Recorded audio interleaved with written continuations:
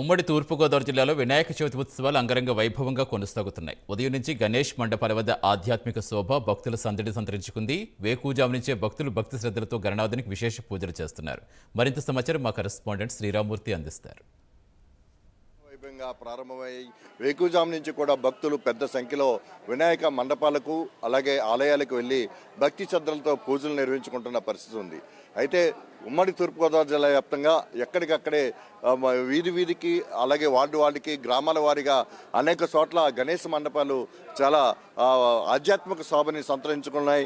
ఆధ్యాత్మిక శోభతో శోభిల్లుతున్న పరిస్థితి ఉంది. ఎక్కడ చూసినా ఆధ్యాత్మిక శోభ ఉట్టుపడుతున్న పరిస్థితి ఉంది. మనం రాజమండ్రిలోని వియ్యలపురంలో చూస్తున్నాం. ఇక్కడ 47 సంవత్సరాలుగా ఇక్కడ వరసిద్ధి వినాయక ఉత్సవాలు చాలా ఘనంగా నిర్వహిస్తున్నారు. ఈసారి చూసినట్లయితే చాలా భారీ వినాయకుని ఇక్కడ ప్రతిష్ఠించారు.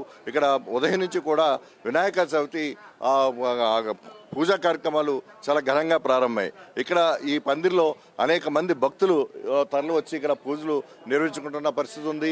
ఈ నేపథ్యంలో ఇక్కడ ఉన్న వరసిద్ధి వినాయక పూర్వం నుంచి ఉన్న ఆలయంతో పాటు ఇక్కడ ప్రత్యేకించి మండపంలో కూడా భక్తులు ఇక్కడ బారులు తీరి స్వామివారిని ఇక్కడ సందర్శించుకుని స్వామివారికి దర్శించుకుని ప్రత్యేకమైన పూజలు చేసుకుని తమ కోరుకున్న కోరికలు తీరాలని చెప్పేసి ఆ స్వామివారిని వేడుకుంటున్న పరిస్థితి ఇక్కడ కనిపిస్తుంది. అయితే ఇక్కడ స్వామివారిని దర్శించుకున్న మాజీ ఎమ్మెల్సీ ఆదిరెడ్డి అప్పారావు గారు ఇక్కడ ఉన్నారు.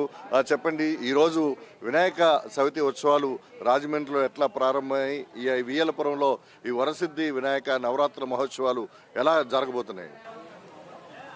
రాజమండ్రి వియ్యలపురంలోని వరసిద్ధి వినాయక ఉత్సవాలు చాలా ఘనంగా ఒక తలమానికంగా ఇక్కడ కమిటీ వాళ్ళు జరుపుతూ ఉంటారు. మంచి పేరు వచ్చినట్టుగా 47 వసంతాల నుంచి ఈ కార్యక్రమాలు ఈ కమిటీ ముఖ్య నాయకుల్లో వాసిరెడ్డి బాబీ అలాగే చొప్పెల్ల వీరభద్రరావు వీళ్ళందరూ కూడా చాలామంది కమిటీ మెంబర్లు ఉన్నారు. వీళ్ళందరూ కూడా ఈ నవరాత్రుల్లో నిబద్ధతతోటి పనిచేసి వచ్చిన భక్తులకి అసౌకర్యం కల్పించకుండా ఆ స్వామి యొక్క ఆశీస్సులు ఇచ్చే విధంగా జాగ్రత్తగా చేస్తూ ఉంటారు. అలాగే ఈ వినాయక ఉత్సవాలు ఇక్కడి నుంచి స్టార్ట్ అయిన కాడి నుంచే మిగతా పండుగలన్నీ కూడా జరుగుతాయని ఒక ప్రశస్తి. అలాగే మనం ఏ పూజా కార్యక్రమాలు చేసినా ముందు వినాయకుడిని పూజించే మొదలు పెడతాం. అలాగే ఈ ఉత్సవాలు కూడా ఈ వినాయకుడితోటే మొదలుపడి ఇక్కడి నుంచి అన్ని ఉత్సవాలు కూడా జరుగుతూ ఉంటాయి. ఇక్కడ రాజమండ్రే కాకుండా రాజమండ్రిలో ఉన్న ప్రతి వార్డులో కూడా చాలామంది ఈ సంవత్సరం నిరుడు కన్నా ఎక్కువగా ఈ ఉత్సవాలను ఏర్పాటు చేసి జరుపుకోవడానికి సంసిద్ధులు అయ్యారు. ఇది ఒక రాజమండ్రే కాదు, ఆంధ్రప్రదేశే కాదు, దేశవ్యాప్తంగా కూడా ఈ మహాదేవుని దేవాదిదేవుని అయినటువంటి ఈయన్ని వేడుకుంటూ అందరికీ శుభాలు కలగాలని కోరుకుంటారు.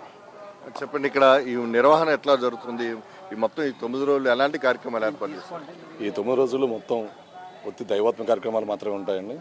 ఏ విధమైన సినీ సంబంధించిన గీతాలకు కానీ సినీ సంబంధించిన ప్రోగ్రాంలు ఏమీ లేకుండా మొత్తం కమిటీ అందరూ ఏకతాటి మీద నిర్ణయం తీసుకొని ఒత్తి దైవచింతన హిందూ సాంప్రదాయాలు ఎప్పటికీ ఇలాగే కొనసాగాలని ఉద్దేశంతో చేస్తుంటామండి. అవి ఇప్పుడు ఎన్ని సంవత్సరాలుగా కొనసాగుతుంది?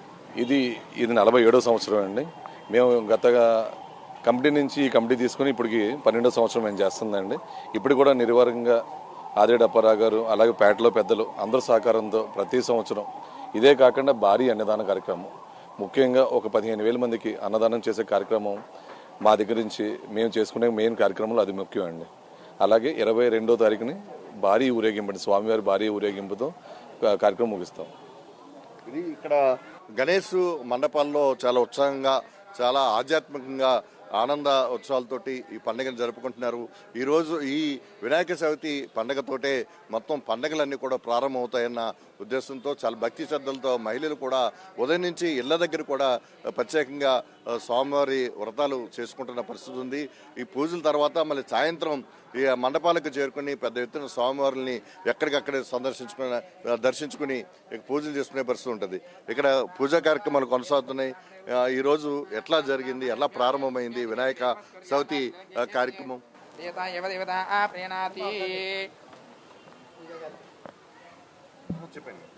అయ్యా శ్రీ మహాగణాధిపతయే నమః. సింధూరాభస్త్రనేత్రపృథుతరస్తపద్మం దధానో దంతం పాశాంకుశైర్వా నిరుత విలసద్బీజపూరాభిరామः బాలేందుఃఖ్యాతిమౌళిక్యరిపతివదనో దానపూరాదృగండో భోగేంద్రైర్భూషితాంగో జయితు గణపతి రక్తవర్ణో అంగనాకః.